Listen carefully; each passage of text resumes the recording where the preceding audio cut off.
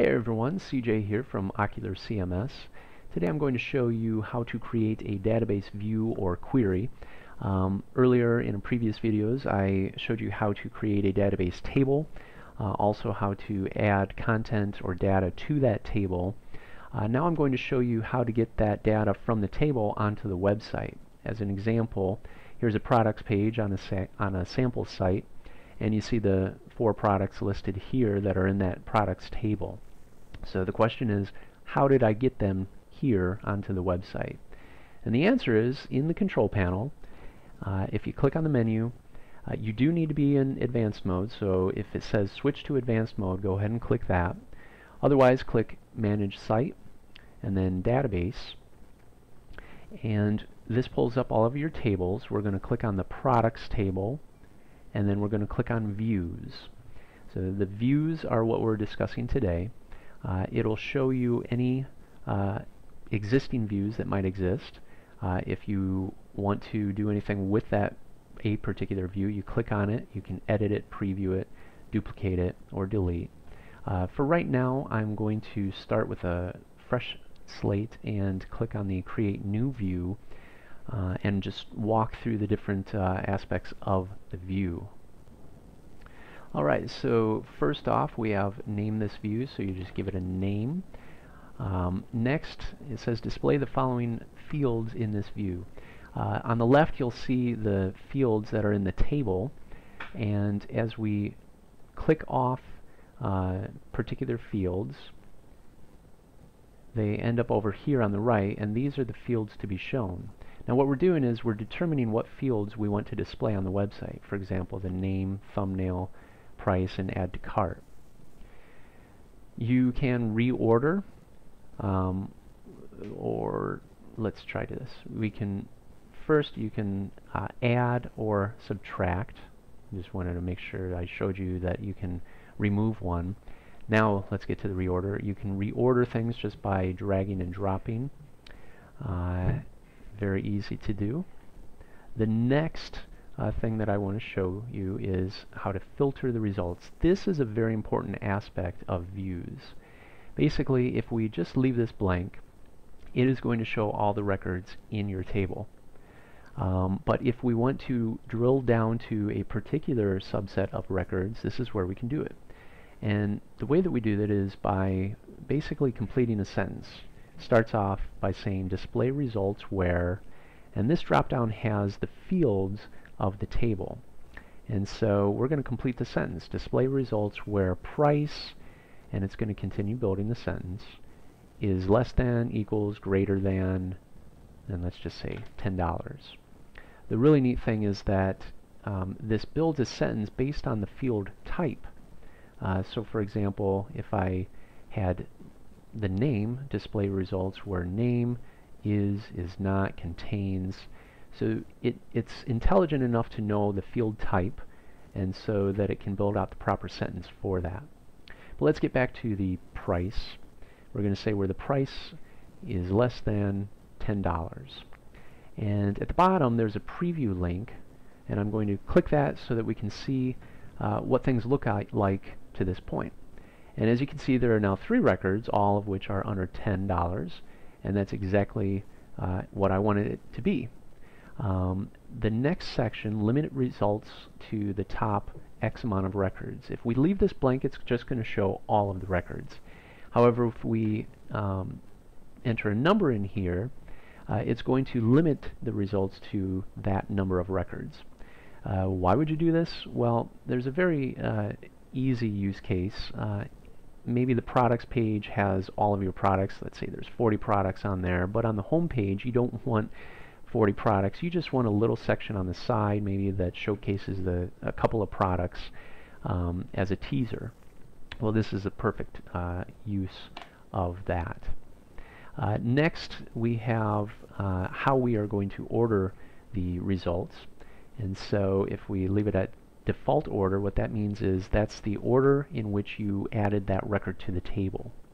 Other options are basically by the field itself. So maybe we want to alphabetically arrange them.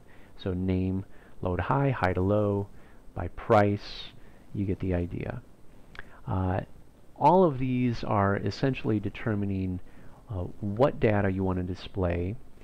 Now, the layout, this section determines how you want it to display. So we've got different layout types. Here we've got grid, which is an HTML table. So you've got rows and columns, and the first row at the top is going to have your field names. List is basically displaying records one right after another in list fashion. Slider, this is really neat. It's a traditional left to right slider. Usually you find it with images, but it doesn't have to be in this case just images. You can have records that slide left to right, left to right, left to right. Calendar, this is if you have an event related table. So let's say you have an events table with each record has a particular date tied to it. Well, this allows you to display it in calendar layout or format on the website. And finally, the map layout is if you have records that have an address field and you want to display those on a map. So for this purpose, I'm going to select list to keep it easy. I'm going to check this hide labels after first field and preview that. And what that does, it's going to hide the labels.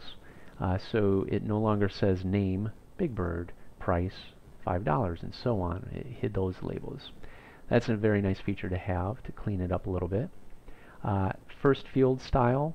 This indicates the first field that's selected, so in this case name, as long as it's a text-based field and not an image, for example. I selected H1. Let's preview that.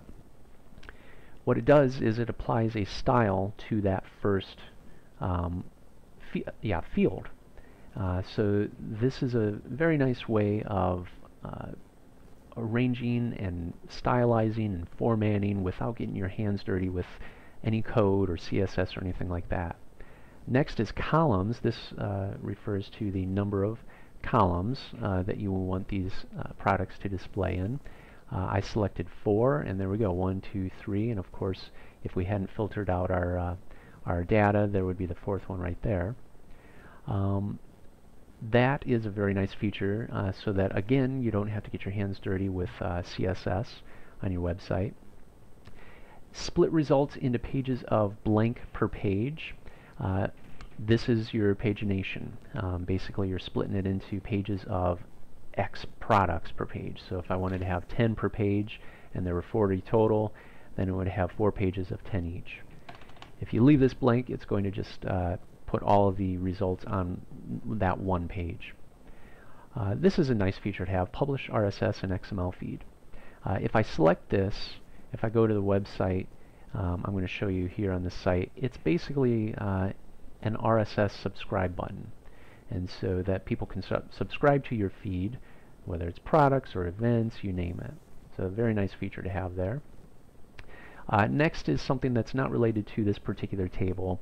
Restrict content to logged in users. Essentially, if you have a table that utilizes the username field and the password field, for example, a members table, maybe you have a membership-based website where they pay for access to particular areas of your site, this would be a good feature to use so that when they are logged in individually, they can access content that's particular to them.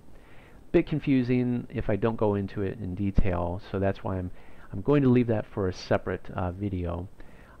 Next is show smart filters.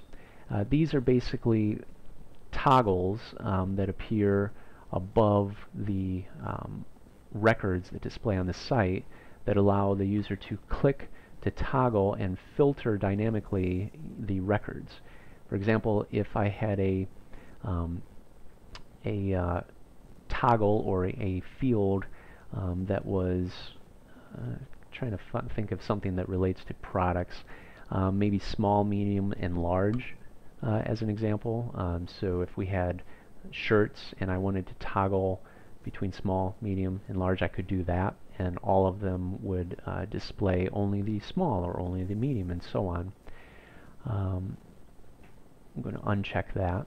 If I check this box, what it's going to do is it's going to again show me the fields that are in the table, and as I select some, whatever it might be, what I'm doing is I'm determining the fields that are going to show on a details page. What do I mean by that? Well, let's actually show you on, I'm going to cancel this, I'm going to show you on that real products view that's already plugged into the site. I'm going to check this box. I've already pre-selected some of the fields, and I'm going to save the changes. Alright, I'm going to refresh the page of the website, and now you'll see a details link. This is what it's referring to. So if you have that checkbox checked, it'll show this link. And then if I click on this link, the fields that show up here are the fields that I selected in the control panel.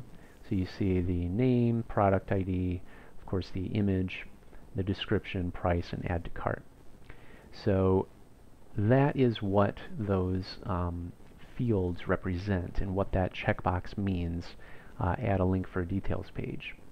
Additionally, a nice feature is this display share this page buttons. If this is checked, these share buttons, these social sharing buttons, are going to be on each detail page. And notice that, of course, since this is one record, every record has its own dedicated page. And you can toggle from, or the customer can toggle from one to the next. Cool bird, another bird, and so on. And this is what it's going to show and how it works.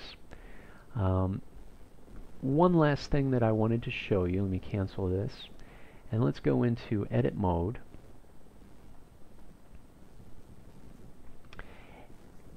If the view is already plugged into the website, as it is here, not only can you, of course, click on any of these records and edit the content for those particular records, but here there's a little gear icon. If I click on that, that's going to give me a shortcut to the properties of that particular view.